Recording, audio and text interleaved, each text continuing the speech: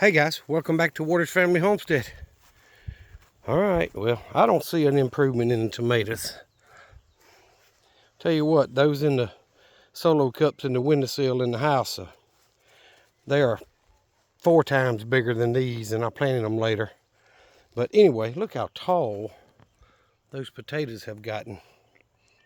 Wow, things over 2 foot tall. And the size of those squash are finally starting to come out, get better. Uh-oh.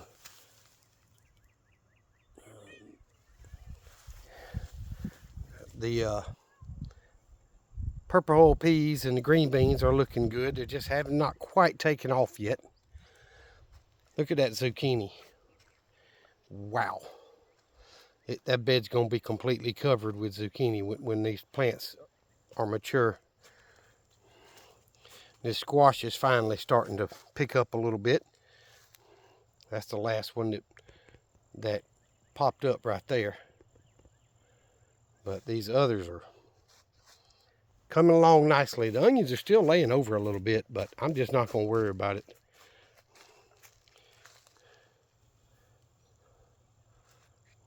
They still look good and healthy, other than the fact that they're laying over, and it could be a cat getting up there. But the tomatoes are still tiny. The carrots are even taking off. Some of those are 6 inches tall or more. So, I don't know, but the potatoes, even the ones that got bit hard with the frost, are coming back really nice. Got a lot of green on them. So, they are starting to explode. I have not watered today. Like I told y'all, I water every other day. So, I've got to, I didn't water yesterday. I've got to water here before dark, but the early peas are starting to get a little boom to them. They're going to reach up and grab this wire, I hope. All right, get over to the chicken pen and show y'all what I did. Let me make a pit stop real quick. The first rose of the year. I don't know if it's focusing right. It's a pretty flower. That's the first one this year off this bush. So, all right, I need to gather the eggs, and some of y'all know I've been leaving one egg in most of the nesting boxes, or at least 2 or 3 of them, trying to get hens to set. And I mark them with a pencil, carpenter pencil here. It's time to throw those eggs out and leave one more in there, because they get too old, they'll get rotten, and then they'll bust and you'll have a mess. So I'm just going to throw them old eggs out and gather all the new eggs and leave one egg in each nesting box. And typically I leave the smallest egg in there because my customers don't want it, and I usually eat that one myself anyway. So I'm going to mark a new egg for each nesting box and leave it, and then collect the rest of the eggs for today. And I'm going to show y'all what I did to their feeder. They have been raking feed out of their feeder, and it's all over the ground. And what I did before to stop that, I'm going to show you in this first pen, because I've got the barnyard mix hen, the volunteer, in here by herself. She's got a leg that's bothering her, and some of the other hens were picking at her, so I ran them out, and she's in here by herself. Just done it today, but she decided to get in the nesting box. She's been hobbling on that leg. But I want to show y'all what I did to the feeders. So I took some hardware cloth and cut it to fit the top, so they can't rake it out. They don't need to eat out of the top anyway. But I went around the bottom of the feeder, and every other hole I cut out so they could get in there to get the feed. And because, you know, an adult chicken, their beaks are a little bigger than baby chicks. Baby chicks, you want to train not to rake it out, but these just, for whatever reason, will not stop, and they're wasting a lot of feed. So usually if you let the feeder go empty for about half a day, they won't rake it out. They'll eat what's on the ground, but these have not been doing that, and I'm wasting a lot of feed. So I cut some hardware cloth to go around each one of my 3 feeders and cut out the holes here so they could reach in and get food, and I could fill it up all the way and not waste a lot of my feed. So let me see if I can. I don't think she's sitting. I think she's just in there resting. So we'll see. I'll be right back. Actually, she's not sitting on eggs, but see her leg? She's got a couple sores on it where she's bleeding, and it looks like the other foot too, because the hens have been picking on her. So I moved them. There was only 2 eggs laid over here, and one of them's dirty. But either way. So I did that to all 3 of my feeders. And I actually had one that I had already made. And when I was cleaning out from under the barn, I haven't used it in so long. I threw that thing away a month ago or whatever. Well, I guess they knew I threw it away and decided they was just going to waste all they could. But each one of the feeders is that way. They can still get food.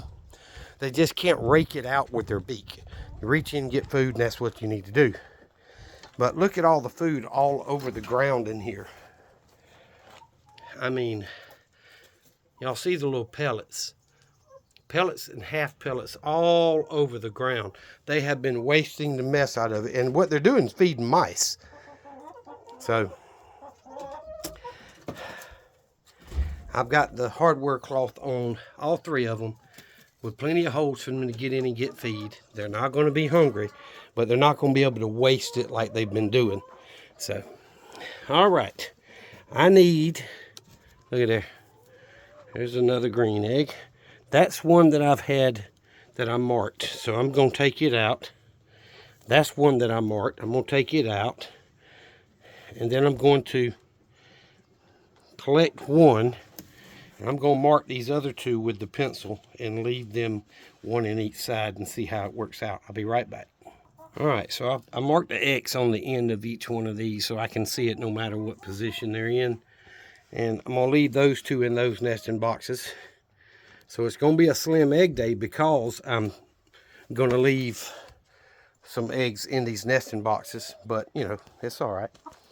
If I can get them to set on eggs, I can have some more chicks. But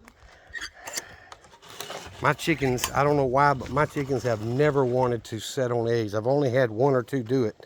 And really, it was when I had that turkey. The female turkey would get broody and want to set on them all the time. And then the hens would get broody. But I don't have a turkey anymore. But look at the amount of food on the ground here. They are just raking it all over the ground. So this hardware cloth is going to slow that down dramatically.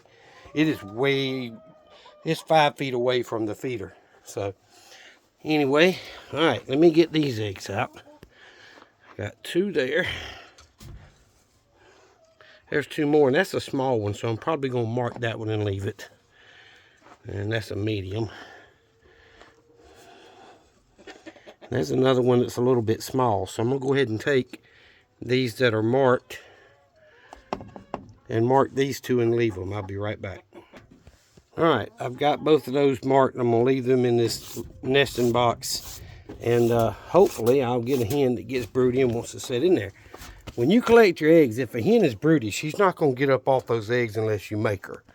And typically she'll go right back to them when you get done doing what you're doing. So, but it's later in the evening. They're getting ready to get up on the roost. They'll all be on roost in about another 45 minutes to an hour. It is a really windy day. I hope the wind's not messing my audio up. But it's been windy today and rather cool. I mean, I'm walking around in a short sleeve pullover, but it's still been a cool day compared to what we've had. It was 82 or 83 yesterday. So a low egg count day, but I did change out those eggs. So if I had collected those, I would have had 4 more. You know, let's see.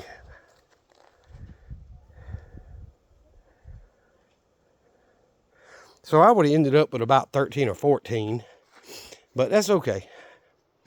That's all right, somewhere in there. But I wanted to show y'all, I just spent a couple hours making those things, and it's not that hard. It just takes a lot of time.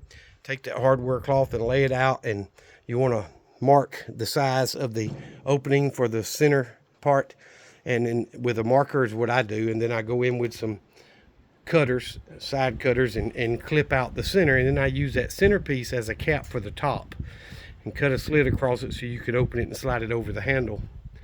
But that's what I normally do, but they have been wasting way too much food, so I'm hoping that is going to slow it down a lot. They will not starve. There's plenty of room for them to get food out of it, but at least I won't waste as much, because there's only 11 hens and a rooster over here. That 10-pound feeder should last them 2 full days, if not a little more. Because 6 hens, I used to get 4 or 5 days out of it. So cut that in half, 2.5 days should be easy to get out of that feeder, but they are just wasting it. Every day I'm having to add feed because there's not enough left in it for them to get another day. So anywho, I wanted to show y'all, I know it's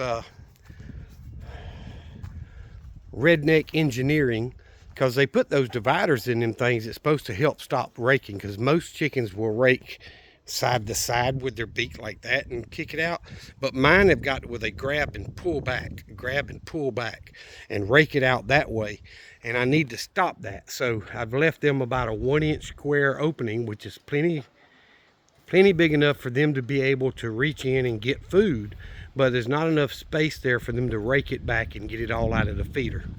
So I'm gonna leave that barnyard mix hen in there by herself, and I've got that purple medicated treatment that I could spray on there, but I'm gonna leave her alone tonight, and then I'll check her tomorrow after church and see how her leg looks or foot looks. If it's still bleeding and stuff, then I'm gonna spray it with that purple cleaner. That stuff tends to stop them from bleeding and help them heal up a lot faster. So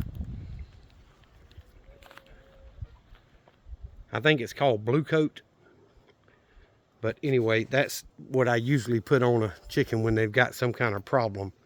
But I wanted to show y'all that. I did that, and then a tree had fallen on the way to work in that last windstorm we had.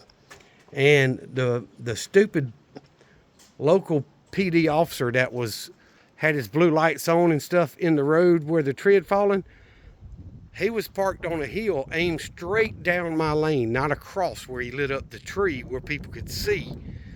With his blue lights on and his headlights on high beam. When I topped the little hill, all I saw was his lights. I couldn't see nothing. No oncoming traffic, no tree, nothing. And I swerved at the last possible minute when I saw the tree and ran all over the top of this oak tree that had fallen in the road.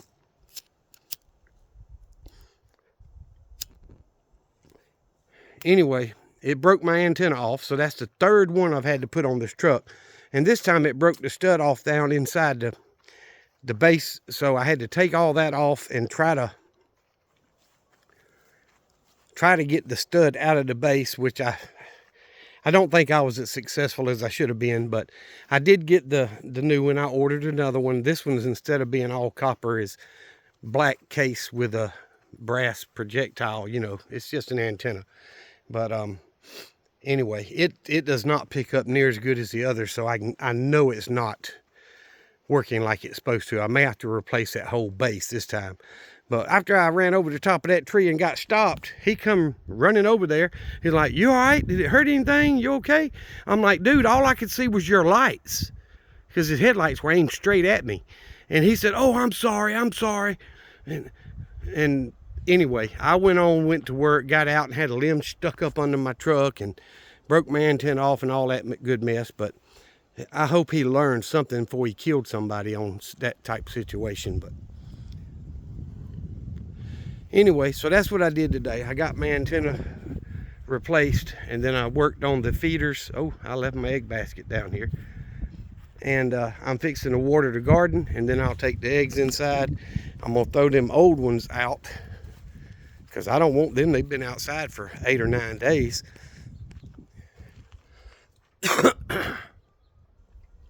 Y'all see that? It's a buzzard gliding over. There's always a buzzard gliding over around here. But so many deer and other animals get hit on the roads. But I'm gonna get over there and get the garden watered before it gets too late. and get inside and start doing my normal weekly chores, you know, laundry and what dishes I've got that I need to get done, and sweeping and all that good stuff that everybody else does. So anyway, thank y'all for watching. Remember what I've always told you. Jesus Christ loves you, and so do I. Y'all be safe. Be prepared.